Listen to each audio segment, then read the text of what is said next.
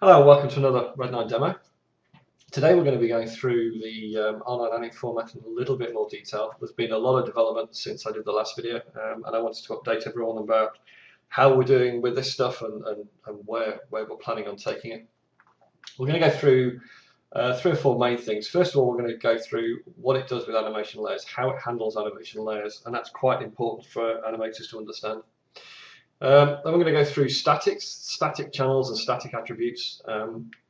Traditionally, that's always a bit of a bugbear. It's an animation format. The question is, should it store static channels? Well, yes, it should really. So in the anim format, we've decided that internally it stores a pose, then it stores the anim data, and it restores them in that order. So you always get the correct pose at frame 0, or the load frame. We're going to go through loading relative, which we kind of touched on last time, but I'm going to rebuild the scene relatively. So this is again loading one walk after another, etc. Relatively to a node that's given. And then finally we're going to go through timecode. Now this may be a separate video because this is really important and it's a really big feature, so that might end up being a separate video. Okay, so we've got a walk anim here. Again, it's the same boring one I always use, but it's a unit test and we know about it. I'm going to select the root and I'm going to put an animation layer on this guy. So we'll select key there, drop him down so it's really obvious. Gosh, set a key there. Okay, so we've got an animation layer there. And when we save this data out, I'm going to call it delete, which is already there. Yes, we'll overwrite it. You'll see it doing a pass. Now, what it does in memory, it does a pass of a merge. You'll see we've still got our animation layers. We've still got the data intact. But when it saved the data, it did a merge of the anim layers in memory and then stored that data. So it's storing the data as flat data. And just to show that, what we're going to do is we're going to move him out of the way. And I'm just going to load in a fresh rig. You'll also notice when we saved it, it's propagated all the load fields. So it's filled this out with the file we've just saved. It's stored the load feed, or rather, it's propagated the rest of the UI. When we load a file in here, it does a debug, so it actually inspects the file of what's in there. You'll see there's an awful lot of data in here. And we'll go through some of that towards the end of this, when it ties into the exports and how it manages some of the export systems. So anyway, I'm going to load this data, and we'll load that on him. Take that off. Loader stored. And what you'll see is we've loaded flat data, there we go, back on this second character. Now if I were to load that same data on this character, it would be wrong, because we've already got a layer that deals with this. So obviously I'd be loading a piece of data that has that data in it, and you'd end up with double transforms. So what happens on load? Well, if I try loading that same data onto this character, we get a confirmation dialog. And the idea of this is to try and warn animators of what's about to happen. So it says, these may cause animation layers found on the rig. These may cause issues with the data unless merged. How do you want to proceed? Well, the obvious thing to do is to flatten those layers down or merge, or to cancel it. If we continued, our animation data would load incorrectly. So we'll do a flatten and merge. And what you'll see is that this anim layer will disappear, we'll merge it down, we'll load the data onto the flat layer, and we'll get the same animation as this guy. Hopefully, there we go. So there's the same data. Layers are flattened down, we've got the same data loaded. So that's a really important feature, the fact that it can deal with and propagate animation layers. The other one is what we do with static channels. So I'm just going to load this animation data back in, because what I'm going to do is I'm going to generate a few separate R9 anim files against this, and to do that I'm going to load the exporters up. Now when I load this file, you see these fingers, they're in a pose, they have a pose applied to them, they have data, but they have no animation keys. So they are static channels, or those are what we represent as static channels. What I'm going to do is I'm going to load our exporter out. Now the exporter is effectively a shot manager, and the reason I'm opening it is because I want to generate 3 different sections to this. I want to generate a walk cycle, I want to generate the other end section. So we've effectively got start, middle and end of this sequence. This will go through a little bit more detail with the timecode, because I'll generate some of these, but effectively it's a shot manager.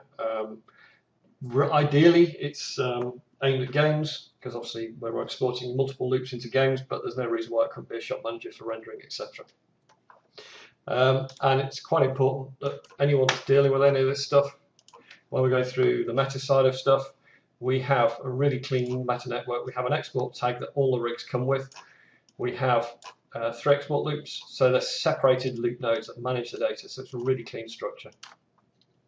Okay, so I'm just going to output these three. Enough of that. So I'm going to output three animations. So I'm going to output a walk to turn, idle to sit, output. Done. Okay, that's the outputs. What I'll do is I'll just shift him out of the way now. And again, we'll load our second character back in just to compare what's going on. In this case, I'm going to load the walk. So if we come to here, there's the walk I just generated. Now you'll notice that in the user description we have a little data that says exported from the loop data. That basically is a pointer in the animation file to say I was exported from the exporter. Therefore I know I have a matching loop. So this is the loop data that we were talking about when we open the exporter up. This name is this is all stored out in the format. In fact, if I open the data up, yes we do. Yes we do. Gosh, yes, I've just regenerated all of this. Yes, whatever. Okay, so here's our walk. And inside the R9 anim, in the info block, we have this whole chunk of data, which is about timecode, what data's in there, and what export loops are in there. So we maintain as much data as we can in the anim format. And you'll see that in a second. So if I load this anim up, we go load, you get a prompt, which basically says, we found a matching on an in the anim file. Sorry, we found a matching loop. What do you want to do with it? Well, we rebuild it, which effectively, from an export point of view, means that we have the walk regenerated inside the exporter. So it maintains that level of data. The other thing to note is that the fingers have come in, which so there are no anim data. Sorry, there's no anim keys on this, but it's loaded that pose in, and it's loaded as static, and that's really important because what I'm going to do is I'm going to change those finger poses, and I'll show you what happens when we don't deal with it properly. So there's our keys. Sorry, there's our fingers. We have no keys on the fingers. Again, we've just loaded a different pose than this contains. And if I were to load my walk sequence, let's say at the end of that one, say frame 41, for example, load from current frame, load relative, let's say. If I were to load it here, what's it's going to do is it's going to load the pose from this walk sequence, and this current pose is going to disappear because there's no keys to hold it there. So let's just do that just so we can see it. Okay, now we'll ignore that now. So the pose is still there, but that pose we had before, which is the relaxed pose, has disappeared because there were no keys to hold that in. And that's what this does, this key statics. So what I'm going to do is we're going to redo that. We're going to load the relaxed pose back in at that pose, that frame. Again, there is no key data on this. And at frame, wherever it was, 41, 42, 41, let's say, I'm going to key statics. Now the key statics, effectively it keys the pose at the frame it's about to load, but it gives you the option to key a hold pose. So what I'm going to do is I'm going to key it without a hold pose at the moment, just so you can see what's going on, and then we'll key it with a hold pose. Honestly, it'll make sense. Okay, so it's loaded the data in. And if I select the fingers now, we've got a pose, that's all. Okay, now one of the reasons for the blend range is that all we've done is we've loaded the statics in and we've dropped a key on it, but we've not dropped holding key. So again, we've still lost that initial pose that we did on those fingers, which again is wrong. We want to maintain that. So I'm just going to get rid of those fingers. Let's just kill the keys on the fingers. I have to select all the fingers. That one there. Let's just kill the keys. Bosh, kill keys, cut. And again, we'll load that pose on. Okay. So let's do it properly. What I want to do is we'll go again to frame 41, and we're going to give it a blend range. Now the blend range effectively will key the statics at frame 41, but it will go back 2 frames, put a holding key. So whatever data was at frame 41 minus 2 frames, 39, will get keyed. So if we do that now, and again we select fingers, yes, ignore that. We've now got 2 keys. So that's the static key that's in the pose. That's the key that was there. So it puts a holding key. And it does it across everything. So you'll notice that there's a gap there. This is effectively not just a holding key, but it's also a blend range. So it's a range at which we kill the keys. So for example, if I give it 10 frames and load it from frame 41, we would have no keys between 31 and 41 because it cuts the keys as a blend range to get data in to help you smooth over those transitions and deal with it rather than having a pop. So let's just do that at 10. And that's across the rig, so across everything that's keyed. So we'll see there now we have 10 frames where we just smooth into it. and it just helps you get into some of this data. So we said about loading relative. We've obviously just loaded that relative, but let's just reconstruct the rest of this scene. So we'll do walk to turn. I'm assuming must be the next one. Or was that, yeah, walk to turn must be the next one. Load from current frame. Yeah, we'll load it from that frame. We'll give it, let's say, 2 frame hold. Okay, yes, go away. There we go. Walk to sit. We'll just grab the last one.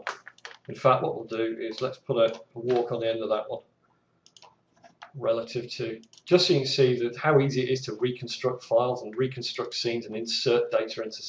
So we're going to load this relatively to this node. So he's going to walk forwards. Load from file. Like that. There we go. We've got the little blend in there because I've given it a 4 frame blend over it. He's walking off, and then we'll do the sit at the end of it. Let's say 57. What do we say? Idle to sit. Let's say he's not really idle at this point, but let's just give it 10 frames to get in, just so you get the idea.